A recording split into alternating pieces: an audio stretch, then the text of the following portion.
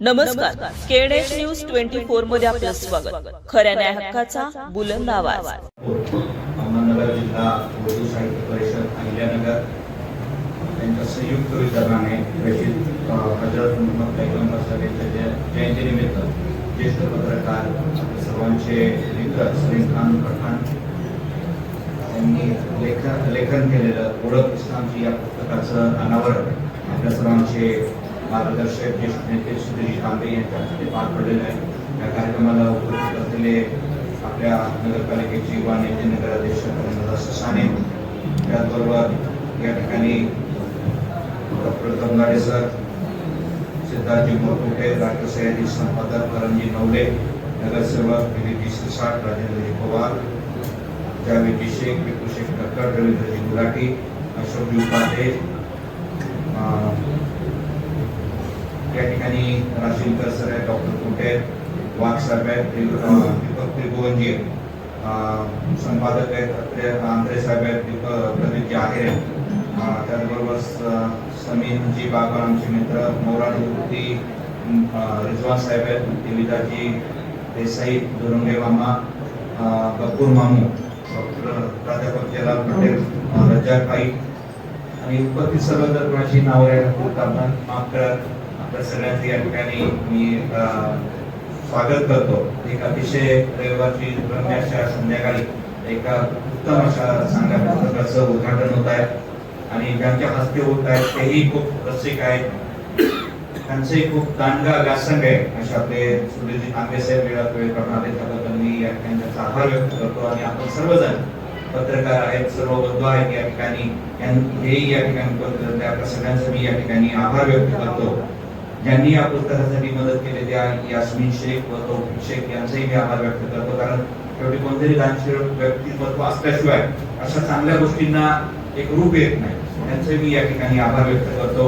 आणि आपल्या सगळ्यांचे मित्रच म्हणावं लागेल, कारण ते काही रिटायर झालेले नाही. सलीम खान सर एक अष्टपैलू व्यक्तिमत्व, सेवानिवृत्ती जरी झाले असले तर त्यांनी निवृत्ती हा शब्द बाजूला ठेवला आणि सेवानी शिक्षक एवढा शब्द त्यांनी चालू केला. ते ज्या दिवशीपासून निवृत्त झालेले आहे तेव्हापासून आम्ही बघतो ते सतत कार्यरत आहे. आणि डॉक्टर साहेब आम्ही त्यांना धन्यवाद देतो आणि जाहीर धन्यवाद देतो. आमच्या ज्यावेळेस नगरपालिकेचे इलेक्शन चालू होतं त्यावेळेस त्यांनी फार मोठं मन घेऊन त्यांनी त्यांचा अर्ज मागायला घेतला आणि आमची जागा मोकळी करून दिली. त्यामुळे 2 नगरसेवक तिथून त्यांच्यामुळे निवडून आले. तसे ते मनाने, कारण त्यावेळी जर त्यांनी तशी भूमिका नसती घेतली तर आम्हाला कुठेतरी जो आमचा सेफ वॉर्ड होता तो अनसेफ मध्ये, परंतु त्यांनी मोठ्या मनाने त्यांनी त्यांच्या काही मागण्या होत्या, म्हणजे त्यांच्या व्यक्तिगत काहीच नव्हत्या, समाजासाठी लोकांसाठी त्या त्यांच्या मागण्या होत्या, त्या त्यांनी मागितल्या आणि आम्ही त्यांना शब्द दिला की आम्ही पूर्ण करू. आणि त्या मी एक त्यांची चिकाटी बघितली. 9 नंबरची जी शाळा आहे त्या शाळेचा शाळा आयडी तो त्याची काही अडचण आहे. सतत 6 महिने झाला आम्ही दोघं जण, मी फोन करतो आणि ते पुण्याला जातात, मी फोन करतो आणि ते पुण्याला जातात डेप्युटी डायरेक्टर.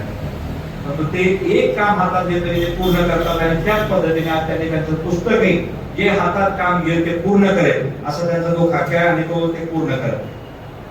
आपल्या श्रीरामपूरची जी ओळख आहे, आपल्याकडे हिंदू, मुस्लिम, शीख, ईसाई, सिंधी, इराणी, पारसी, आदिवासी, बौद्ध सगळ्या जाती धर्माचे लोक आहेत. श्रीरामपूर एक पूर्ण भारत आहे, मिनी. आणि या मिनी इंडियामध्ये आपण ज्या पद्धतीने गुण्यागोविंदाने राहतो हे शहर हे असंच टिकलं. शेवटी जात धर्म या सगळ्या मानव निर्मित झालेल्या किंवा मानवाने जास्त तयार केलेल्या गोष्टी आहेत. प्रत्येकाची जीवन जगण्याची एक पद्धती, हिंदू असेल, मुस्लिम असेल, शीख असेल, ती पद्धती. तो काही धर्म म्हणजे धर्म नाही, ती पद्धती जीवन जगण्याची ज्याने त्याने अनुसरलेली पद्धत. आपण हिंदू आहोत तर हिंदू पद्धतीने कसं जगायचं हे शिकवलेलं आहे, परंतु कुठल्या धर्मात असं शिकवलेलं नाही की दुसऱ्यावरती अन्याय करा. परंतु काही लोक आता त्याचा आधार घेऊन चुकीच्या पद्धतीने त्याचा प्रचार प्रसार. मला धन्यवाद द्यावं वाटेल आपल्या पोलीस प्रशासनाचं, अहिल्यानगर जिल्ह्याचं. त्यांनी श्रीरामपूरचा समजा हिंदू झालं होतं, परंतु परवाची अहिल्यानगरची जी गोष्ट झाली होती ती अतिशय दुःखद झाली.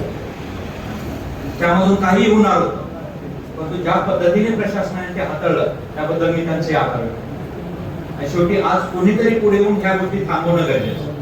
आणि डॉक्टर साहेब आणि आपल्या सगळ्यांना मी सांगतो की ज्या पद्धतीने मुस्लिम समाजाने पण एक आता ठरवून घेतलेलं आहे डॉक्टर साहेब, की आता कोणी काही करू आपण रिॲक्ट व्हायचं.